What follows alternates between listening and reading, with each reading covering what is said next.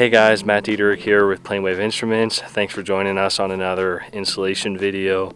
We're at the historic Palomar Observatory today to set up a PlaneWave 1-meter telescope for MIT. Amazing, beautiful day today, and we're going to start the crane lift tomorrow morning. Today we're just wrapping up a little bit of pre-installation checklist, items to make sure everything goes as smooth as possible tomorrow. But beautiful sight, amazing blue skies, crazy landscape, and the historic Hale Observatory behind us there. That's a 200-inch telescope.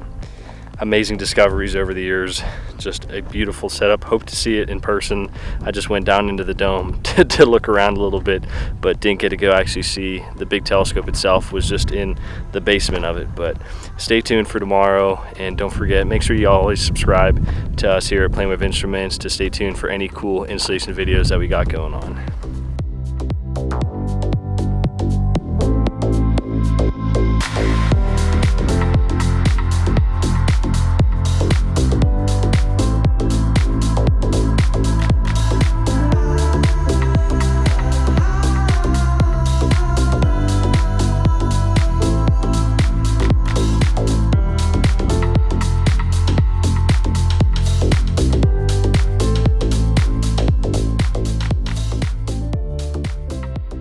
Morning guys, happy Tuesday. The crane is here and we're going to start disassembling the boxes to get ready for the crane lift and pick in the azimuth axis, and then we'll lift up and install the altitude axis.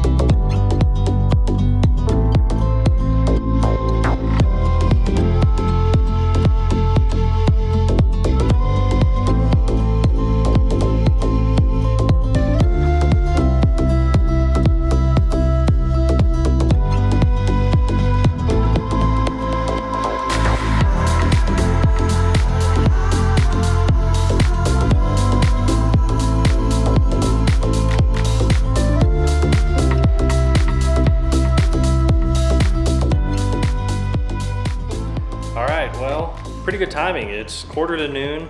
We just got done doing the crane lift. That guy's gonna head down the mountain. We have the azimuth installed. We have the altitude axis installed above that. And of course, the secondary mirror truss support, whoop, way up high. Next step, get some lunch, and then we'll put in the primary mirror, M1, and then we'll put in the secondary mirror, and then we'll laser align M2, and then continue on with putting in the tertiary mirror.